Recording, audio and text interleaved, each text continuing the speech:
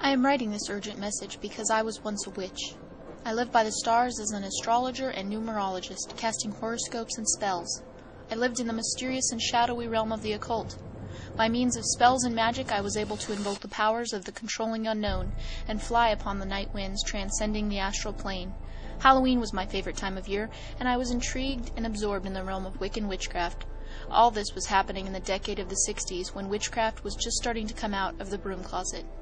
It was during that decade of the 60s, in the year of 66, that a woman named J.K. Rowling was born. This is the woman who has captivated the world in the year of 2000 with 4 books known as the Harry Potter series. These books are orientational and instructional manuals of witchcraft woven into the format of entertainment. These 4 books by J.K. Rowling teach witchcraft. I know this because I was once very much a part of that world. Witchcraft was very different in the 60s. There were a lot fewer witches, and the craft was far more secretive.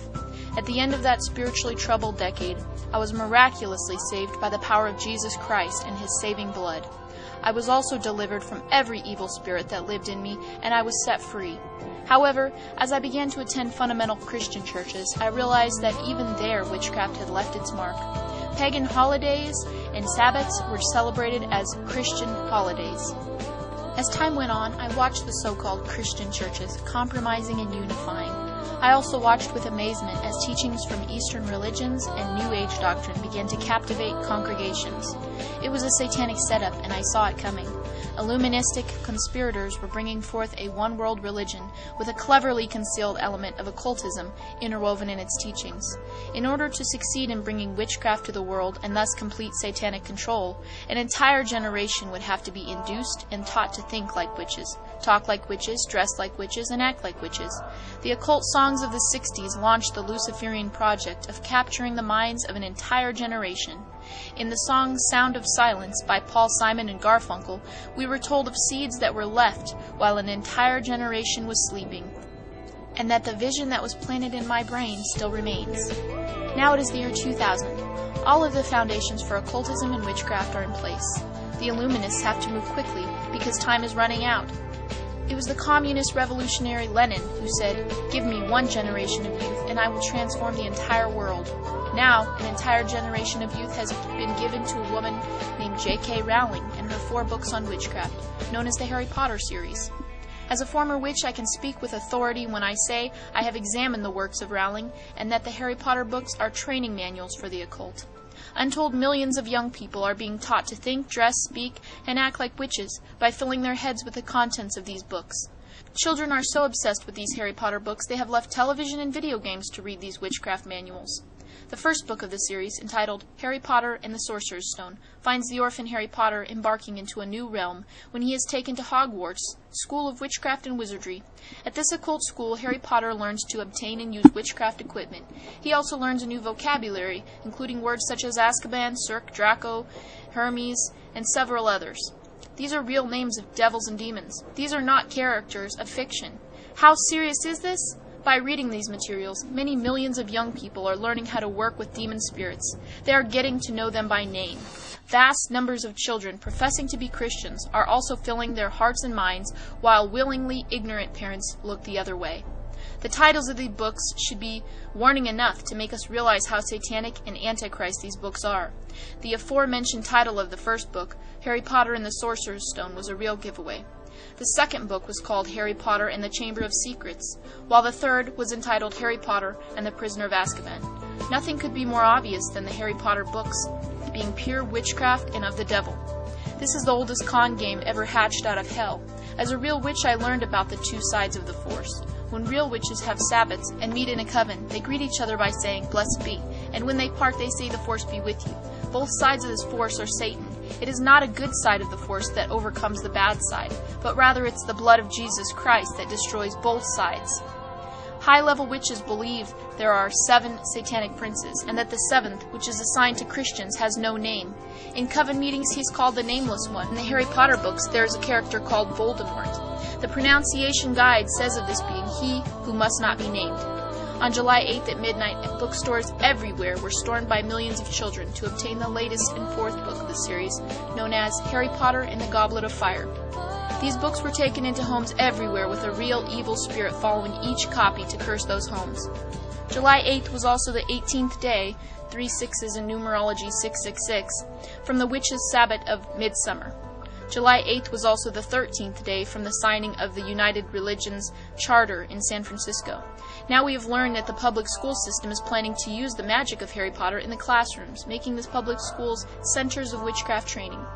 What does God have to say about such books as the Harry Potter series? In the Bible, in the book of Acts, we read the following in the 19th chapter, verses 18 through 20. And many that believed came and confessed and shown their deeds. Many of them also, which used curious arts, brought their books together and burned them before all men. And they counted the price of them and found it 50,000 pieces of silver. So mightily grew the word of God and prevailed. Now let's find out what some children have to say about the Harry Potter series.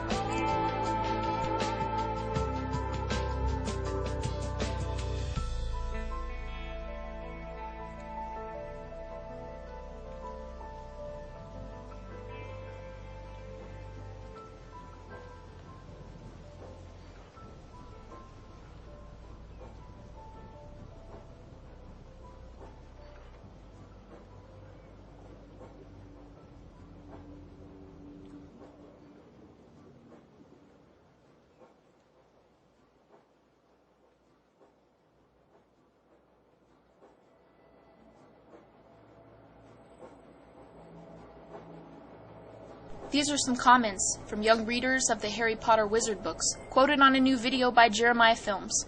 On the video called Harry Potter, Witchcraft Repackaged, Making Evil Look Innocent, author Robert McGee explains, children as young as kindergartners are being introduced to human sacrifice, the sucking of blood from dead animals, and possession by spirit beings. Courts have banned the teaching of Christianity in public schools, but Wicca, which is recognized by the U.S. courts as a religion and given tax-exempt status by the IRS, is taught freely. Harry Potter has become the method of introduction of Wicca to the very young. Harry Potter materials have become much more than a handful of children's fantasy books. Warner Brothers, Coca-Cola, Minute Maid, and Mattel have used the Potter materials to launch games, puzzles, toys, backpacks, and every possible merchandising product. Scholastic, a major supplier of public school teaching aids, has added the Potter literature to its line of curriculum materials. When the name Harry Potter is keyed into the Scholastic website, it returns 268 matches. Jesus returned only 23. Once introduced to the world of wizards, spells, and dark arts, readers of Harry Potter can advance their knowledge and skills in witchcraft and paganism by viewing hundreds of websites available on the internet. Or they can purchase more books on the subject from the well-stocked Wiccan sections in local bookstores. Or they can find over 1,000 volumes on witchcraft available at Amazon. Harry Potter books have taken the world of children's fantasy literature by storm. Over 200 million have been sold in 40 languages. One study shows over half of the children in the Western world have read at least one of the Potter books. Many reported rereading each book several times. But is it just fantasy literature like Snow White and Cinderella? In the Harry Potter video, cult expert Carol Mastracciano points out that in the older stories, evil never prevails. There are no absolutes in his world. What is right depends on the situation. Witchcraft now has a complete packaging. Starting in kindergarten with Harry Potter and TV witch shows, children are led on to the horror movies and hundreds of Wicca and pagan websites. When they thirst for more power, high school and college Wicca covens are available.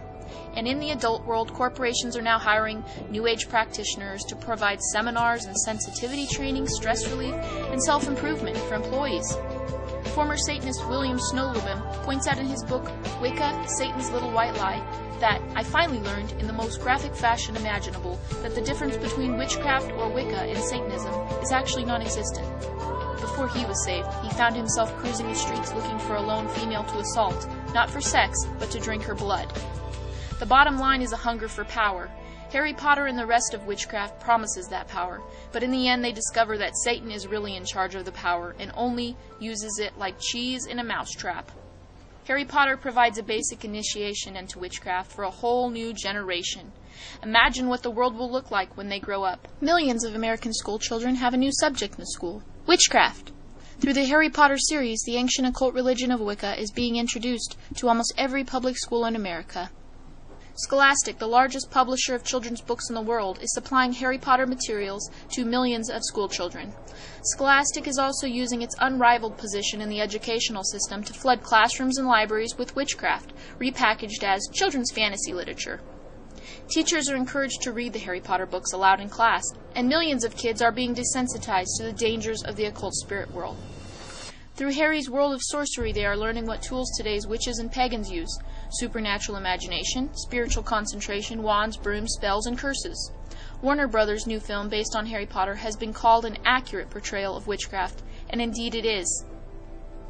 Christian parents have faced a similar problem for years with the teaching of evolution in schools. They have responded by teaching their kids they cannot believe everything they are taught in school. Now, with the Harry Potter books on witchcraft becoming part of public school curriculum, parents need to know enough about it to teach their kids that the spell casting and other activities of Harry Potter are forbidden territory. Harry Potter's books are about a young 11-year-old generational wizard who attends the prestigious 1,000-year-old occult boarding school, Hogwarts. All his teachers are practicing occultists and tutor their students in the dark arts of sorcery and divination, fortune-telling, astrology, potion-mixing, spell-weaving, and curse-casting. Harry's world says that drinking dead animal blood gives power, a satanic human sacrifice, and Harry's powerful blood brings new life. Demon possession is not spiritually dangerous, and that passing through fire, contacting the dead, and conversing with ghosts, others in the spirit world, and more, is normal and acceptable.